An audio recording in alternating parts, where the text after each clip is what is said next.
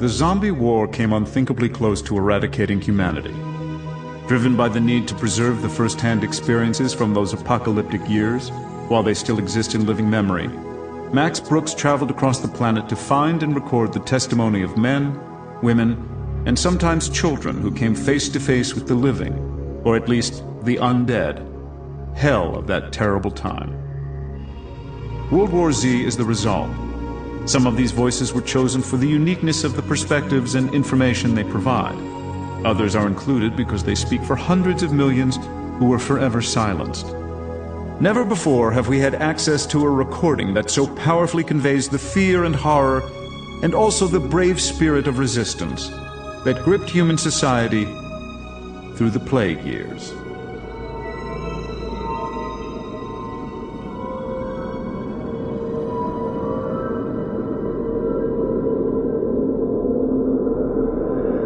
Random House Audio presents World War Z by Max Brooks, read by a full cast.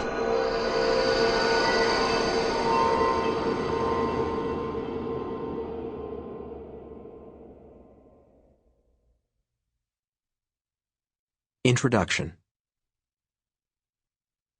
It goes by many names. The Crisis, the Dark Years, the Walking Plague, as well as newer and more hip titles such as World War Z or Z War I. I personally dislike this last moniker as it implies an inevitable Z War II. For me, it will always be the Zombie War. And while many may protest the scientific accuracy of the word zombie, they will be hard-pressed to discover a more globally accepted term for the creatures that almost caused our extinction. Zombie remains a devastating word, unrivaled in its power to conjure up so many memories or emotions. And it is these memories and emotions that are the subject of this book.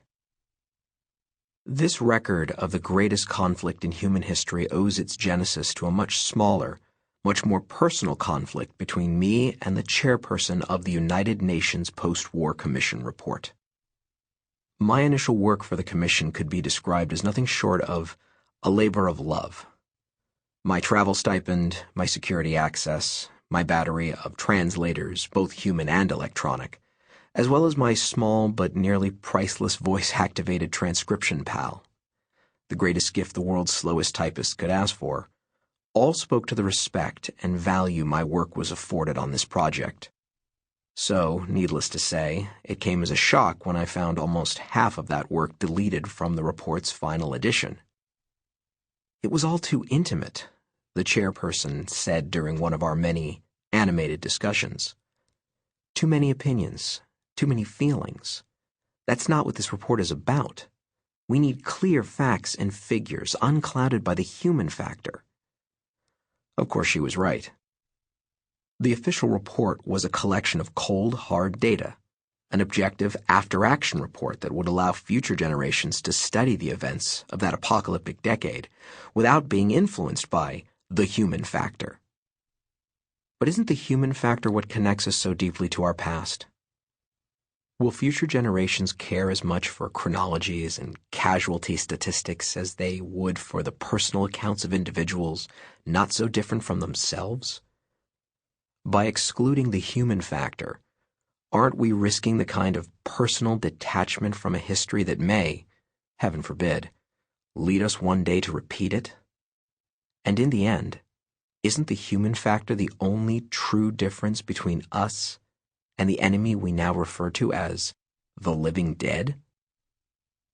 I presented this argument, perhaps less professionally than was appropriate, to my boss, who, after my final exclamation of, "We can't let these stories die," responded immediately with, "Then don't. Write a book. You've still got all your notes and the legal freedom to use them. Who's stopping you from keeping these stories alive in the pages of your own, expletive deleted, book?"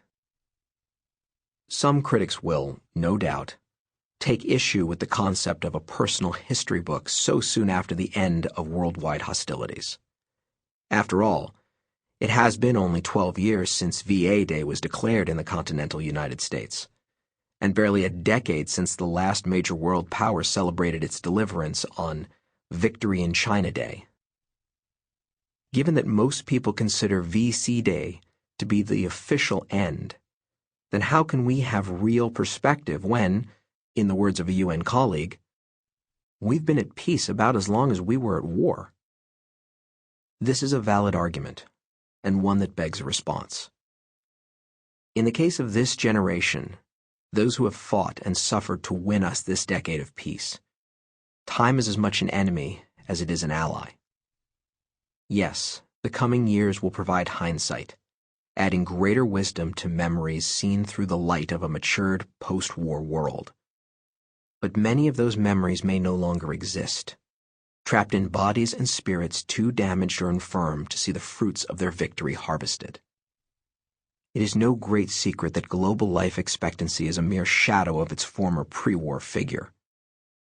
Malnutrition, pollution, the rise of previously eradicated ailments, even in the United States, with its resurgent economy and universal health care, are the present reality. There simply are not enough resources to care for all the physical and psychological casualties. It is because of this enemy, the enemy of time, that I have forsaken the luxury of hindsight and published these survivors' accounts.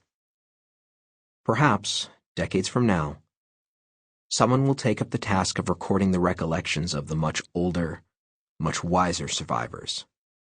Perhaps I might even be one of them.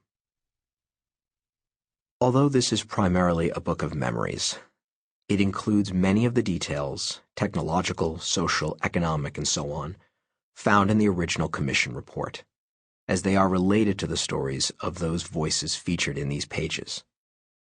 This is their book, not mine, and I have tried to maintain as invisible a presence as possible. Those questions included in the text are only there to illustrate those that might have been posed by readers. I have attempted to reserve judgment or commentary of any kind, and if there is a human factor that should be removed, let it be my own.